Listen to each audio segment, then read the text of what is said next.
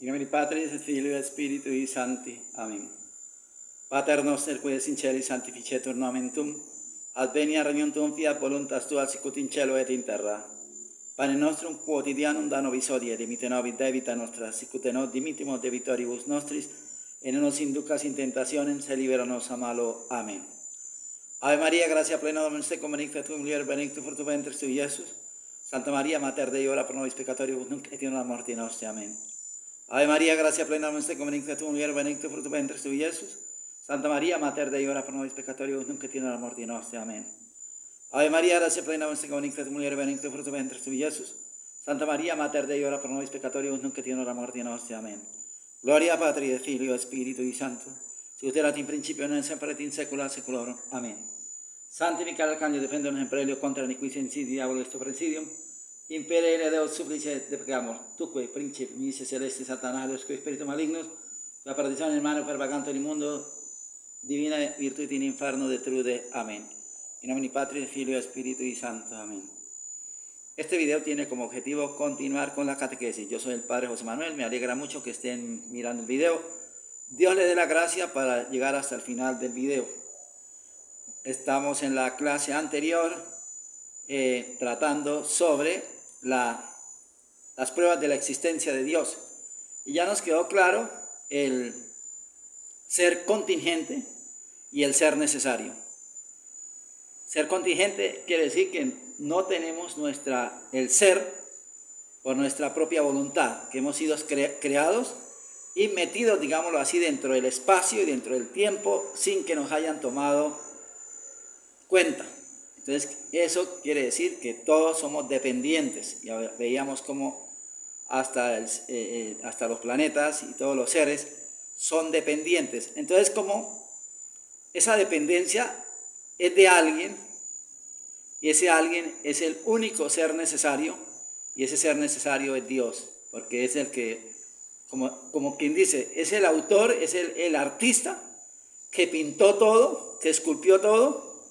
Y bueno, pues eso ya lo hace a él exclusivamente necesario, y que hablábamos que no pueden haber varios necesarios, porque si no habría una cadena también infinita de necesarios. Espero que les haya quedado claro eso. Esa es una de las pruebas. Dice la segunda prueba, la tercera, porque el mundo no es eterno. Este argumento parte de un hecho concreto. El mundo, y en esto se diferencia del primero, que parte de un principio de razón, el principio de casualidad. Enunciado: el mundo tuvo comienzo. Debió pues recibir la existencia de otro ser, y este ser, esta inteligencia, es la que llamamos Dios. Volvemos a ver, que es el que creó. Acuérdense que nosotros como católicos creemos en la creación ex nihilo, no se les olvide, ex nihilo, quiere decir que Dios, cuando creó los cielos y la tierra, no tenía una materia preexistente. No es como si le hubieran entregado la masa para que hiciera panes. No había ni masa, ni panes, ni nada. Él creó todo de la nada, y ese es el dogma de la fe católica que se llama creación ex nihilo, por lo cual nosotros nos repugna el panteísmo, que es el que fusiona, como yo les he dicho a ustedes, los seres con la sustancia divina. Recuerden que la sustancia divina es totalmente autónoma, porque lo dice: mi gloria no se la doy a nadie, y pues solamente usted sabe que la sustancia de Dios la tienen solamente las tres divinas personas, Padre, Hijo y Espíritu Santo. Es lo que se llama en la teología la consustancialidad. Por eso Jesucristo es Dios, porque tiene la misma sustancia que el Padre y que el Espíritu Santo. Por eso rechazamos todas esas doctrinas completamente contrarias a nuestro dogma de fe. Probaremos primero que no es eterno, sino que tuvo principio, y luego que su existencia no puede explicarse sino por un creador. O sea que el mundo no es eterno. Y ya le leía yo como San Pedro dice que si antiguamente el mundo desapareció en agua, ahora Dios lo tiene reservado para el fuego. Inclusive eso mismo lo dicen hasta los científicos, que dicen que con el tiempo la Tierra será absorbida por la masa solar y quedará fusionada con esa materia. Bueno, eso ya son allá ellos, pero nosotros como católicos, pues Dios es el principio y el fin de todas las cosas. Primero, el mundo tuvo principio, así nos lo prueba la razón y la ciencia. La razón nos prueba porque repugna que un ser tan imperfecto y mudable como es el mundo, de todos los terremotos y todas las cosas que suceden, pudiera ser eterno, ya que la eternidad es el modo de existir del ser perfecto, en que no hay cambio ni mudanza. Por eso es que a Dios nosotros no le podemos decir que muda, como dice el Papa, que Dios cambia. Ese no es el Dios católico. Él no es católico, pues él predica el Dios de su religión, pero no la religión católica. La religión católica enseña que Dios no cambia, Dios es eterno. Cielo y tierra pasará y mi palabra no pasará. Luego entonces nosotros no podemos recibir esa teología de este Señor, porque esa es una teología de otro Dios. Las ciencias naturales, en especial la geología, nos demuestran por el examen de la Tierra que ésta tuvo principio. Dicen los sabios que el comienzo de la Tierra fue una nebulosa, esto es, una materia indeterminada y caótica. Evidentemente, una materia tan imperfecta no puede ser el ser necesario, principio del ser y de las perfecciones de los demás seres. Aquí cabe anotar que nosotros te permite en la exposición de la creación del mundo creer, como lo narra el Génesis, que los 7 días se pueden tomar como 7 etapas, 7 eras. Eso dice la Convención Bíblica Católica, la de hace tiempos, del siglo antepasado, que se podía usar esto. Por esa nebulosa, mediante el movimiento que se le comunicó, pasó del estado gaseoso al estado líquido y luego al sólido que hoy tiene la Tierra y los demás astros. Pero este movimiento tuvo que recibirlo de otro ser. O sea, ¿quién causó ese movimiento? Porque las ciencias han comprobado que una de las propiedades esenciales de la materia es la inercia. ¿Qué es inercia? Que no se puede mover para ninguna parte, que está siempre en un solo sitio. Una piedra es inerte. ¿Por qué? Porque donde cae ahí queda, al no ser que venga alguien y la empuje, al no ser que le socave en el sitio donde está aplanada, pues no se mueve. Así está, eso es lo que está explicando acá respecto a la materia. Es carencia de movimiento y que ningún cuerpo se mueve si no es movido por otro. Si no nadie lo empuja, pues no se mueve. Esa es la inercia. Luego, tanto la nebulosa como su movimiento tuvieron principio. ¿Quién creó la nebulosa? ¿Quién la movió a que fuera transformándose en otra cosa? Para explicar el comienzo del mundo no se pueden hacer sino estas 3 hipótesis. O salió de la nada, o se dio la existencia a sí misma, o recibió la existencia de otro ser. La primera es inadmisible, el que salió de la nada, porque ya sabemos que la nada produce nada, nada produce nada. Les hablaba a ustedes de que si yo esperaba sentarme a almorzar a mediodía, y si nadie ha hecho la sopa, pues yo no puedo comer nada porque nadie ha hecho nada. Eso no va a aparecer por arte de magia. Absolutamente ninguna cosa aparece por arte de magia. Así que entonces la nada, pues nada da. La segunda también lo es absurda, que se dio a la existencia a sí misma, porque ningún ser puede obrar antes de existir. Nadie puede obrar, nadie puede hacer nada si no existe. Y la tercera, así recibió la existencia de otro. Luego queda como verdadera la tercera. El mundo recibió la existencia de otro ser y ese ser se llama Dios. Ese ente, ese pensamiento, esa idea, si queremos llamarla así, ordenada y completamente perfecta, carente absolutamente de nada, porque no carece, todo lo tiene, es Dios. Y lo que dice San Pablo, solamente al contemplar la creación podemos darnos cuenta de que esto es un artista que lo hizo perfecto y hermosísimo todo. Lo que pasa es que somos desagradecidos y por eso es que nos acostumbramos a ver todos los seres como si no, normal. ¿Qué tiene eso de raro? Nada. Entonces, por eso es que, como dice la Escritura, es incontable, infinito el número de estúpidos en la tierra cuando dicen que no existe Dios. Entonces, con eso son las tres opciones que se podían tomar. La primera, que salió de la nada. Nada produce nada. La segunda, que se creó a sí misma, la tierra, y los mundos y los planetas. Eso no se puede. Y la tercera, que viene de otro ser. Esa inteligencia es la que nosotros llamamos Dios, inteligencia ordenadora y que perfectamente coordina todas las leyes, porque el hombre no inventa ninguna ley. Lo que hace el hombre cuando pone un avión por allá, no sé cuántas millas de altura, él no ha creado absolutamente nada. Lo que ha utilizado es todo lo que hay, las leyes de la física, las leyes de la química, las leyes de no sé qué, eso ya está, eso no se inventó absolutamente. El hombre no inventa nada, el hombre lo que hace es coger los elementos. Dios le da la gracia de utilizar los elementos para recibir un beneficio o para hacer un mal también, que desgraciadamente los seres humanos en nuestra tendencia perversa siempre nos complacemos en el mal. Prueba cuarta, por el orden que hay en el mundo.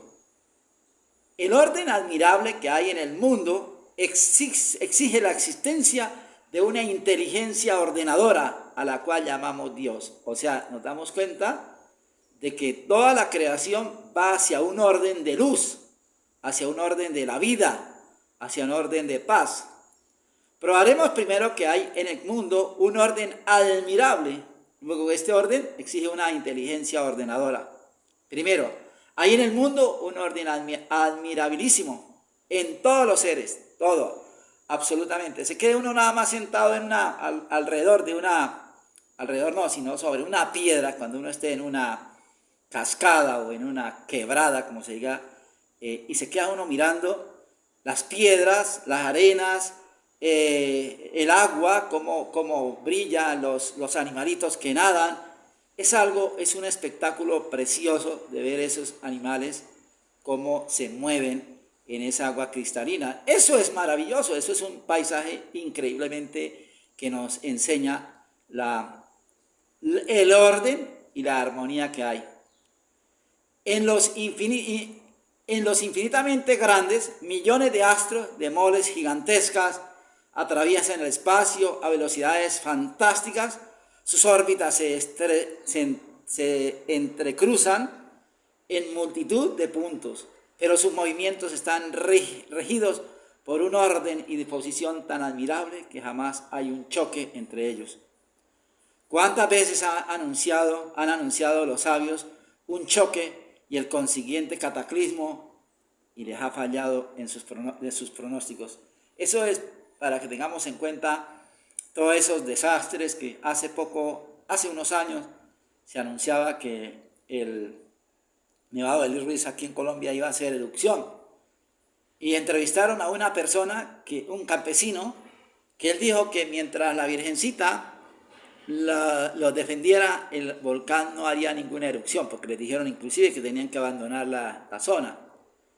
Y la periodista se burlaba porque ella no tiene ninguna fe, pero el campesino sí tenía la fe que la Madre Santísima los iba a defender, y gracias a Dios a este momento todavía esa cosa no ha explotado, porque sería una terrible desgracia. Eso quiere decir que, y eso no solamente en eso, cuando dicen que ya viene un cometa, que viene no sé qué, esos son los designios o los pensamientos y los trazos científicos, pero Dios es el que dirige todo, y a Él es el que debemos nosotros entregarnos, a Él es el que debemos. El caso, por ejemplo, de alguien habla que tiene un blog defendiendo la fe católica. Ay, que si no se acaba el mundo. El mundo se acaba cuando Dios lo quiera.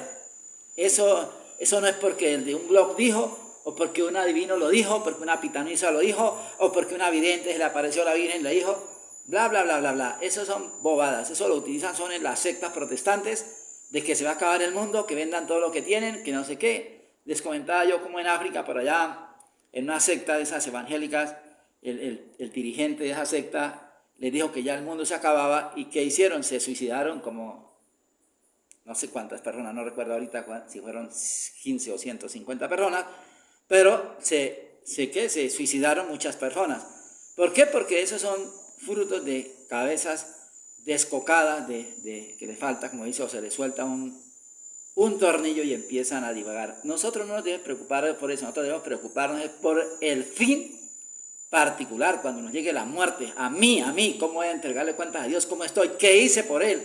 ¿Qué hice? ¿Hice algo por recordar que existía o nada? Entonces, no andar con esas ideas de cataclismo. Yo ya les había hecho un video sobre eso, el cataclismo.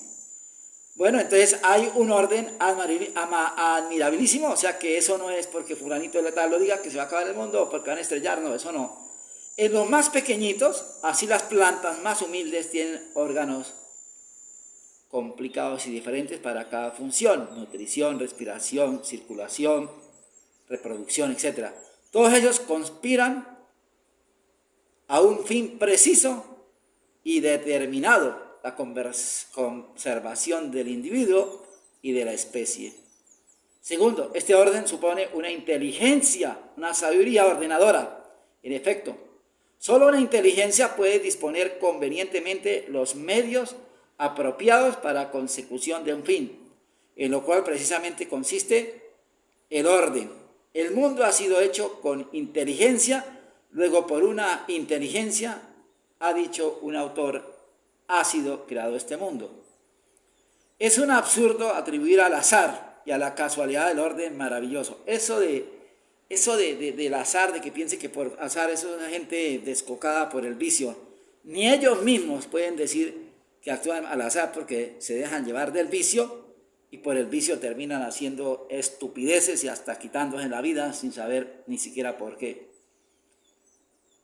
Había por ahí hay un video de una tipa que dijo que había nacido ciega, que quería ser ciega, pero que veía, y entonces se echó por ácido en los ojos para quedar ciega. O sea, eso es obra del demonio. El demonio quiere crear caos y quiere burlarse de la obra perfecta de Dios. En lugar de esta sinvergüenza, que darle gracias a Dios porque veía bien, no, quiero desbaratarme los ojos. Pero ¿sabe por qué es?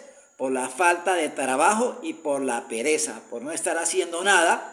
Y me imagino que esa mujer, al quedar ciega, pues tendría tontos que le dieran la comida, que le dieran, en lugar de haberla puesto a trabajar para que ganara el pan de cada día. Ahí sí, me imagino que debe ser que tiene mucho dinero y entonces puede disponer de quedar ciega, inútil, y esperar que los demás le pongan todo en la boca. O sea, este racionamiento actual es repulsivo, asqueroso. Este orden supone una inteligencia ordenadora. En efecto, solo una inteligencia puede disponer convenientemente los medios apropiados para la consecución de un fin. Bueno, lo había dicho. Es un absurdo atribuir al azar y a la casualidad del orden maravilloso del mundo, porque así como lo que caracteriza a la inteligencia es el orden, así lo que caracteriza al azar es el desorden. Obrar al azar es como quien dice obrar ciegamente, a tontas, a locas, sin el conocimiento de los medios o sin la acertada disposición de ellos para alcanzar el fin que uno se propone. Pretender que el orden prodigioso del mundo es obra ciega y caprichosa del azar es un absurdo y una ridiculez. Sería ridículo pretender que al tirar al azar las 12 letras de las palabras inteligencia cayeran todas en línea recta y en el orden debido para la formación de la palabra. Mayor absurdo pretender que esto sucediera cada vez que se tiraran, pero el absurdo llegaría a su colmo si se pretendiera explicar de esa manera el orden de los millones de letras que componen este libro sin que hubiera intervenido el mínimo, la mano y la inteligencia ordenadora del tipógrafo. Pues bien, mucho más absurdo es el admitir que el mundo se hizo acaso, porque el orden que hay en él es inmensamente más complicado que el de un libro y un orden que en millones de siglos no ha fallado una sola vez. Conclusión, el orden admirabilísimo que hay en el mundo prueba la existencia de una inteligencia ordenadora a quien llamamos Dios. Por eso dice el Salmo, cuando levanto los ojos al cielo y miro la obra de tus manos, cuán maravillosas son tus obras, Señor. Entonces dejemos de ser, nosotros gracias a Dios tenemos la fe y por eso estamos acá. Entonces para que fundamentemos nuestra fe y sepamos por dónde debemos ir.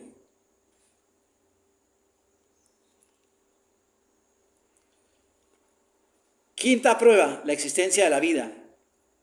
La aparición de la vida nos prueba la existencia de Dios porque la vida no puede brotar de la materia. La materia es muerta, inerte. Probaremos que hubo una época en que no existió la vida y que ésta no pudo brotar de la materia, sino que exige un creador. Primero, hubo una época del mundo en que no existió ningún germen de vida. Esta es una verdad científica y se prueba de dos maneras. Primero, porque al observar las diversas capas de la corteza terrestre, vemos que en las superiores hay muchas huellas de plantas y de animales. Por el contrario, en las inferiores más antiguas no se encuentra el menor germen de vida. B, porque según los datos de la ciencia hubo una época en que todo el universo fue una gran masa de fuego y es imposible que en esas condiciones hubiera podido existir el menor germen de vida. El agua a los 100 grados hierve y destruye todo germen viviente que haya en ella. 4 palos encendidos producen el calor suficiente para que el agua alcance esta temperatura. Pues bien, ¿a qué temperatura alcanzaría todo el universo en ignición, o sea, combustión, digamos así? Los sabios lo calculan hasta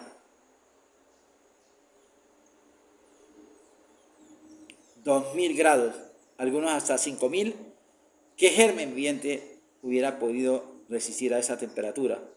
Segundo, la vida no puede proceder de la materia por estas razones, porque nadie da lo que no tiene. Luego, la materia carente de vida no puede dar vida, porque los seres materiales tienen propiedades completamente opuestas a las de los vivos. En los seres materiales no existen los fenómenos de nutrición, circulación de la sangre, respiración, reproducción, crecimiento interno y muerte que se encuentran en todo ser vivo. ¿Cómo es posible? Se ve